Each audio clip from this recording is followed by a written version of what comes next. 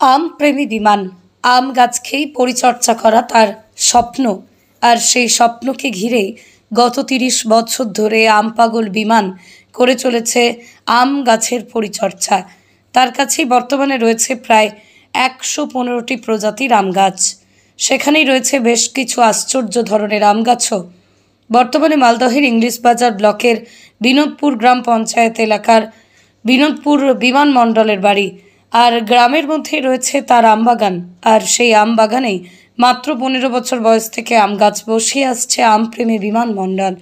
তার একটাই লক্ষ্য যে দেশীয় আমের পাশাপাশি বিদেশি আমও যে চাষ করা যায় তাই প্রমাণ করা। আর সেই লক্ষ্যেই তিনি যে অনেকটাই সফল তার বলার অপেক্ষা রাখে না।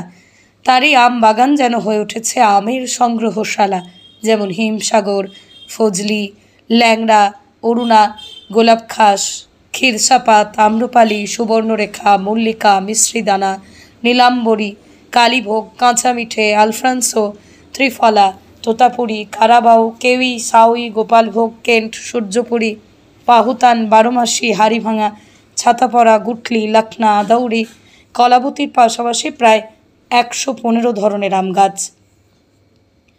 আর সেই সব আম গাছ এবং আম এক নিমেষে তিনি চিনিয়ে দিতে পারেন মানুষকে। শুধু তাই নয়, বিমানবাবুর এই আমবাগান ইতিমধ্যেই নজর কেড়েছে সমগ্র মালদহ জেলা তথা রাজ্যে। গোটা এলাকায় এখন আম মাস্টার নামে পরিচিত ছড়িয়ে পড়ছে বিমানবাবুর।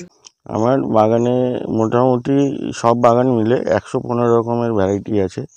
তার মধ্যে মানে দেশি ভ্যারাইটিটাই বেশি এবং বিদেশেরও বেশি ভ্যারাইটি আছে, থাইল্যান্ড, জাপান, বাংলাদেশ, একটি জেলা মুর্শিদাবাদ আর মহারাষ্ট্রর কিছু ভ্যারাইটি আছে। সেগুলোর মধ্যে আছে ধরুন রাজভোগ আছে, রাজাভোগ আছে, রাজা দাড়িকা আছে, এগুলো খুব ভালো ভ্যারাইটি। তারপরে পুনিয়া, ভারতী, এগুলো একটু লেট। আর সবথেকে লেট ভ্যারাইটি হচ্ছে বৃন্দাবনী। বৃন্দাবনীটা এখনও আরও আজকে হচ্ছে জুলাইয়ের ৯ তারিখ। ওটা মোটামুটি আপনার জুলাই মাসের শেষে পাকবে বা আগস্ট চলে আসে পাকতে পাকতে। সেই জন্য মানে মূলত দেশের লোক আমাদের যারা অমৃতি এলাকা ওরা সাধারণত বৃন্দাবনী চাষে এখন খুব ঝুঁকে পড়েছে। থাই ভ্যারাইটির মধ্যে আছে যেমন ডকমাই আছে, থাইল্যান্ড থাই 4 কেজি আছে, আরও এই জাপানের যেমন ধরুন পালমার আছে, তারপরে মিয়াজাকি আছে, এগুলো আছে। আরও আছে রেড আইভরি, রেড পালমার। বাংলাদেশের আছে ব্রুনাই কিং আছে, বাড়ি 4, বাড়ি 8, বাড়ি 6, বাড়ি 12, এই ধরনের হাড়িভাঙা আছে, গৌরমতি আছে। আমার যখন 15 বছর বয়স তখন থেকেই আমের আমার বিভিন্ন শখ। আমি চেষ্টা করি বিশেষ করে মালদার আমকে প্রমোশন করার বিভিন্ন জায়গাতে। যতটা পারি আমি কম পেস্টিসাইড ইউজ করি এবং আমি আমার গাছের নিজের নার্সারিও আছে। মানুষজনকে আমি নিজস্ব গাছ ভ্যারাইটি দেওয়ার চেষ্টা করি সবসময়, যাতে জেনুইন এবং অরিজিনাল ভ্যারাইটিটা পাই। কারো যদি অবিশ্বাস থাকে তো এসে আমি গাছে ফল দেখিয়ে দিই, যেমন আজকে আপনাকে ফল দেখালাম। সেই ব্যাপারে ওরা বিজনেস মাইন্ডে কাজ করছে, আর আমি কিন্তু বিজনেস মাইন্ডে কাজ করি না। আমি সাধারণত চেষ্টা করি বিভিন্ন ধরনের আমের ভ্যারাইটিকে প্রমোশন করার সব সময়। যেমন রাজভোগ ভ্যারাইটি আপনাকে একটা বললাম, অমৃতভোগ ভ্যারাইটি, আমি বিভিন্ন মেলা টেলাতে যাই, ওই আমগুলো আমার ১০০ টাকা পিস বিক্রি হয়। মালদাতেই মানে ফলে আমটা, কিন্তু বাইরের থেকে আলফানসো যেমন এসে মালদায় বিক্রি হয় ১০০ টাকা পিস, কিন্তু মালদারই আম আবার ১০০ টাকা পিস বাইরে বিক্রি হয়।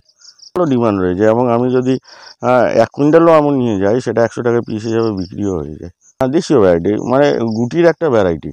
আমাদের অনেকগুলো ভ্যারাইটি আছে, যেমন গুটির ভ্যারাইটি অনেকের ভালো লাগে, সেই গাছটা রেখে দেওয়ার চেষ্টা করে। যেমন বেশিরভাগই হচ্ছে গুটি ভ্যারাইটি, কিন্তু কমার্শিয়াল ভ্যারাইটি কটা আছে, যেমন ল্যাংড়া, লক্ষণভোগ, হিমসাগর, আশ্বিনা, ফজলি, এগুলোই হলো কমার্শিয়াল ভ্যারাইটি। বাকি সব তো গুটির ভ্যারাইটি। গুটির মধ্যে যে যেমন পেরেছে নাম দিয়েছে।